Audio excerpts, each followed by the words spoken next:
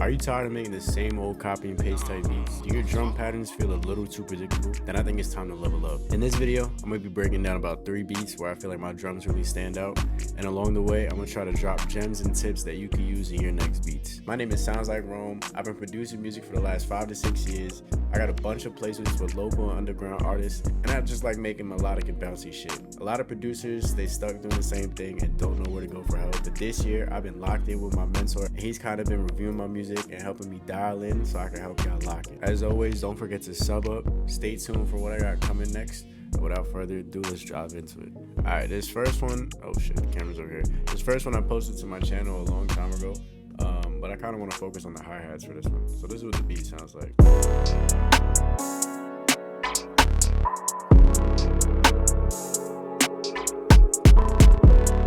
Right, so with the drums, it just sounds like this. And for this one, I kind of just want to say, don't be afraid to try different hi-hat patterns. So this is what it sounds like, right? Now, what if I did a two-step hi-hat pattern, right? We could even take out the other one. Would it sound as good?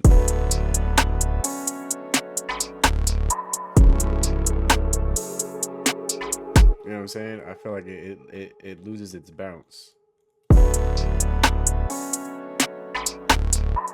You know what I'm saying? And with that being said too, whenever you have hi-hats in Flstudio, double click it, come to this little wrench, and always, I forgot to do it, see? Hit this little shift knob. What this does is it does this, but more like intricately, I guess you can say.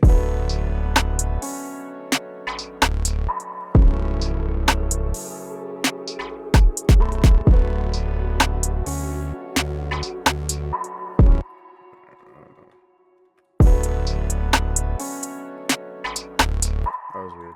But yeah, so don't be afraid to try different hi-hat patterns. Don't always stick to the same two-step boring old hi-hat pattern. Like that's not what artists want to hear. They want a little bounce. They want a little groove. Like, you can also come up here and do a little shift.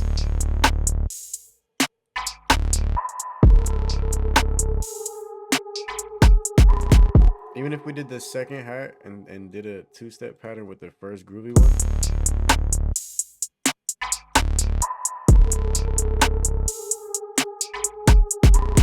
still kind of bouncy because the second hat kind of is playful, but not enough.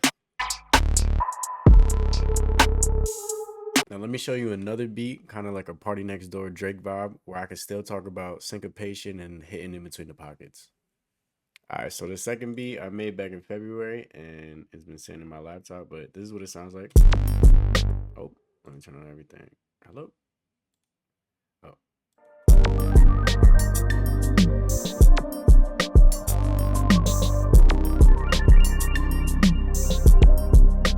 Actually, I think I posted a video on this. Cool, so let's mute everything. I want to talk about the drums, right?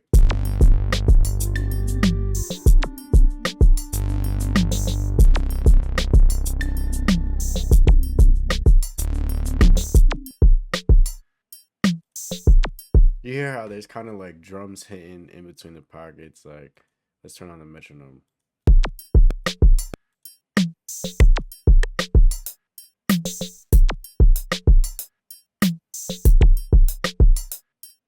There's like perks and everything going in between the tap, tap.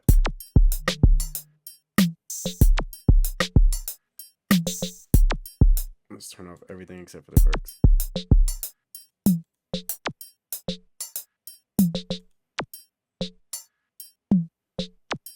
It doesn't seem like it, like when you're making beats, but perks are like what help you drive the groove.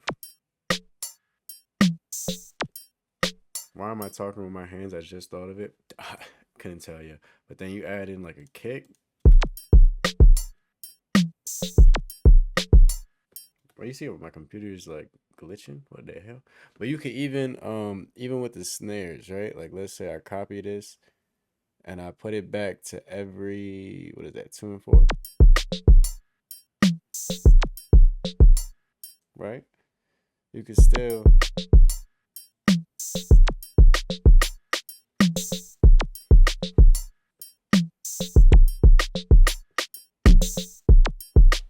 and then it would still be a different groove. Oh, and perk loops too. If you gotta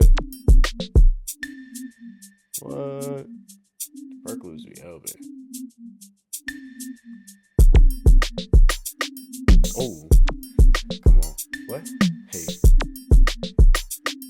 come on.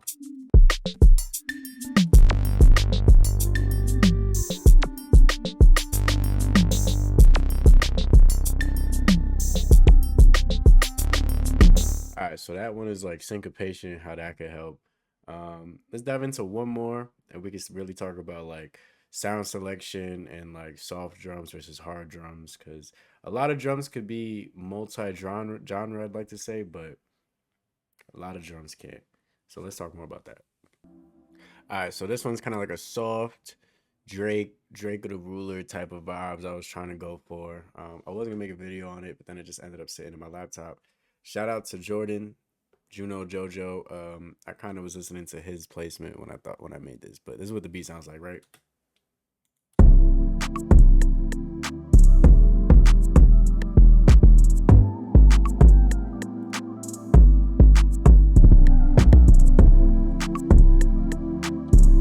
And then we got a lead.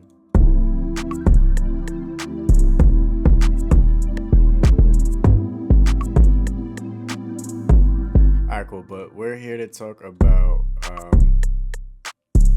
the drums, right? You hear how like the drums I chose are kind of like softer, like R&B drums. You know what I'm saying? Let's try to find some like aggressive, like trap, just so we can see like what the difference is. Let's do. Let's change up the hi hat, snare, and and kick. Boom. I'm gonna just choose random ones, but I'm gonna go for like. I don't want to purposely choose ugly sounds because that's not the point of this. I want to choose like just sounds that you wouldn't hear in what's it called? Like a soft R&B beat, you know what I'm saying? You know what I'm saying? That snare isn't bad, but does it really fit the vibe? Nah, I don't think so. You know what I'm saying? Like stuff like that. Let's go for an 808. My bad. I gotta use my trackpad now because my mouse is acting up. You know what I'm saying? Again, not a ugly 808, just not for this vibe.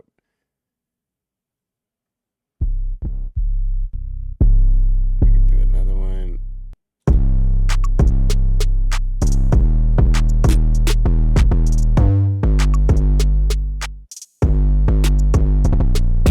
You know what I'm saying? Now let's put the melody back on and let's see if these drums fit. You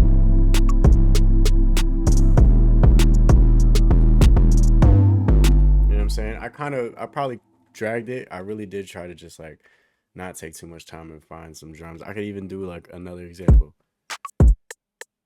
Right? Back to normal. Give me 5 seconds. I'm gonna find more drums. All right, this is probably still closer to what I hear a lot of producers who are just starting out do, but still, y'all let me know down in the comments if these drums sound better now or better before.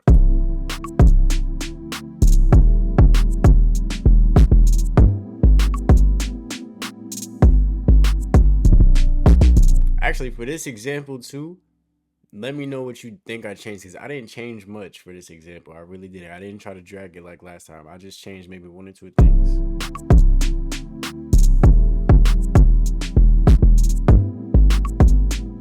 I'm telling you, a lot of beats that I hear, you know what I'm saying, that I hear artists use or like my artist friends or like that I pitch myself.